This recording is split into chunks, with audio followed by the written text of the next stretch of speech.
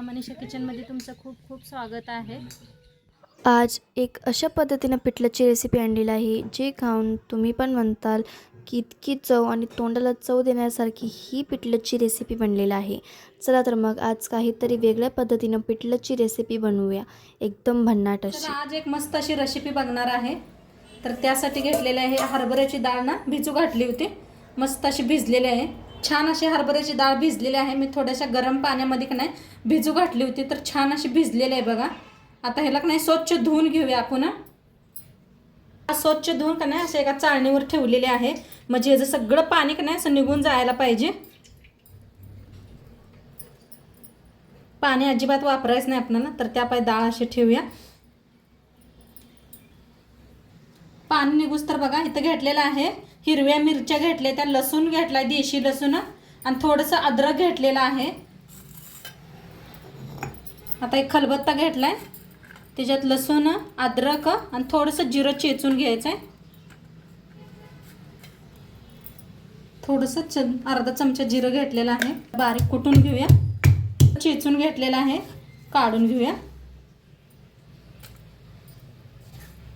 एका प्लेटात काढून घेते। आता घेतलेला एक चॉपर बघा ह्या पद्धतीचा आहे, त्याला ना आता हे मिरच्या अशा बारीक करून घ्यायच्या। ह्याच्यात कुठून घेतल्या तरी बी चालतंय, तर ह्याच्यात एकदम बारीक होते त्या। तुमच्याकडे खलबत्ता नसला तरी बी मिक्सरला लावा, आणि चॉपर बी नसला तरी बी मिक्सरला लावून घेतलं तरी बी चालतंय। तर अशा बारीक करून घेते मिरच्या। तर असं बारीक करून घेतलेलं आहे, काढून घेऊया एका ह्याच्यात। बघा किती बारीक होते मस्त, पहा।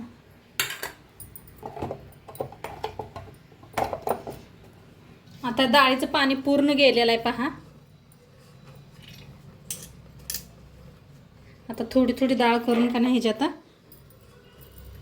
बारीक करून घ्यायचे।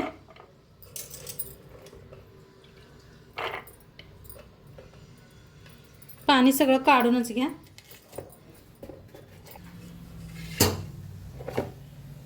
तर हे पहा कसं मस्त असं बारीक व्हायला लागलेलं आहे।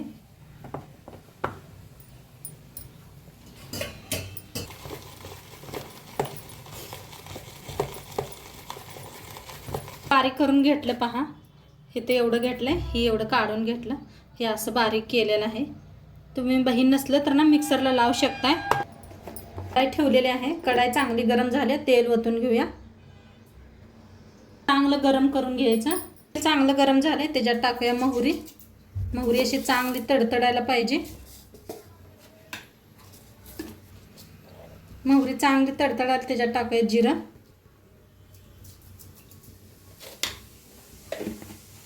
हिंग,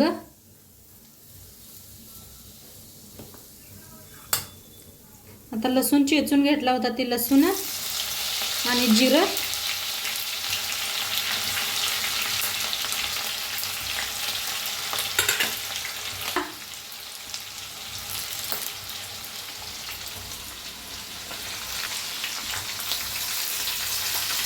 आता हिरवी मिरची बारीक करून घेतलेली,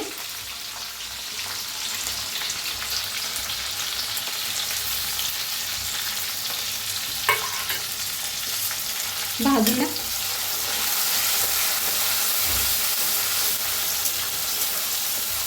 कढीपत्ता जरा बक्कळच वापरलाय, चांगला असते खाल्ल्याला।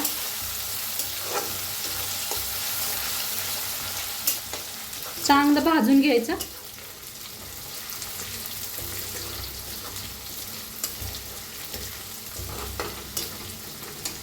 आता चांगला भाजायला आलाय, त्याच्यात टाकूया हळद,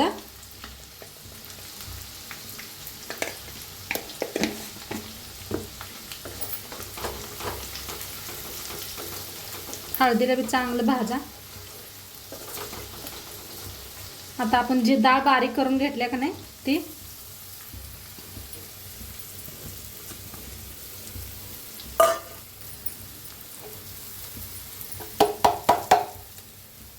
घ्यायचं आहे। पाणी पण अजिबात काय वापरायचं नाही।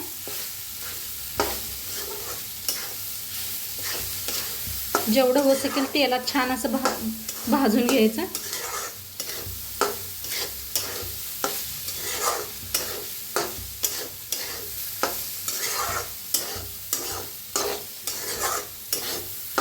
डाळीचं पिठलं म्हणू शकता ह्याला. मस्त होतं.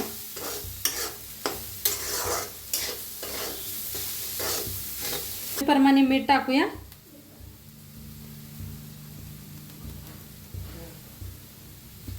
तर बी चांगलं भाजून घ्यायचं. एकदम असं मोकळं सुटसुटीत व्हायला पाहिजे आपण डाळीचं पिठलं. भारी आहे बघा. जर थोडंसं तेल जास्त लागतंय तर मस्त लागतंय खायला असल्या थंडी पावसाळ्यात. आता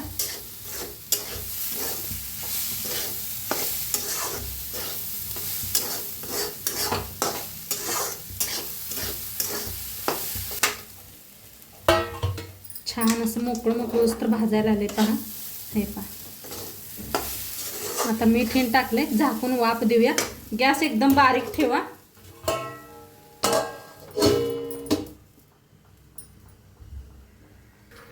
तर बघूया आपलं पिठलं. आहा हा काय भारीच पहा. आता एकदम मिक्स करूया.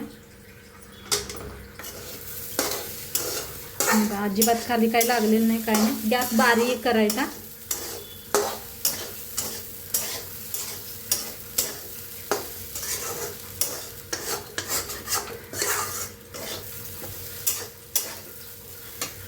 आता वरनं कोथिंबीर.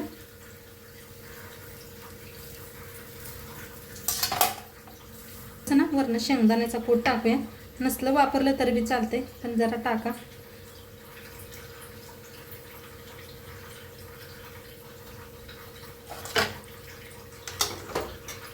तर मिक्स करूया. कोथिंबीर शेंगदाण्याचा कूट टाकलाय.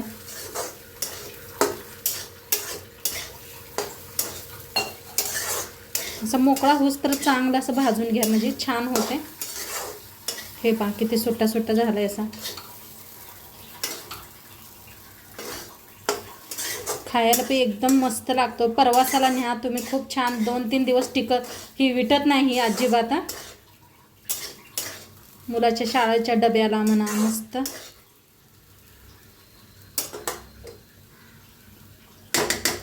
आणि थोड्या वेळ झाकूया. शेंगदाण्याचा कूट हिन टाकला. गॅस एकदम बारीक ठेवा. तर बघूया झालेला आहे, शिजलेला आहे. एकदम जवळनं दाखवले. मस्त झाला. कलर भी खूप भारी आलाय पहा.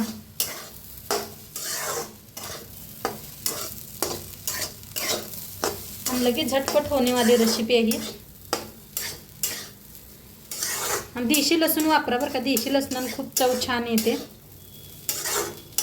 बघा काय भारी. अजिबात चिकट येऊन कायच नाही. किती असा मोकळा मोकळा झालेला.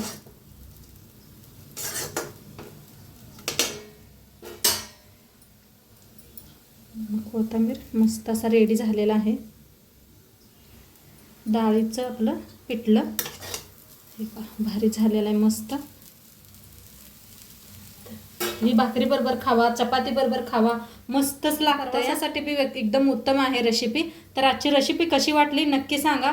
चॅनलवर नवीन असाल तर चॅनलला सबस्क्राईब करा. उद्या भेटूया अशाच नवीन नवीन रेसिपीसोबत. तोंडपत्र खात राहा, मस्त राहा. आणि शेवटपत्र व्हिडिओ बघितल्या पाहिजे. तुमचं सर्वांचं मनापासून धन्यवाद. बाय.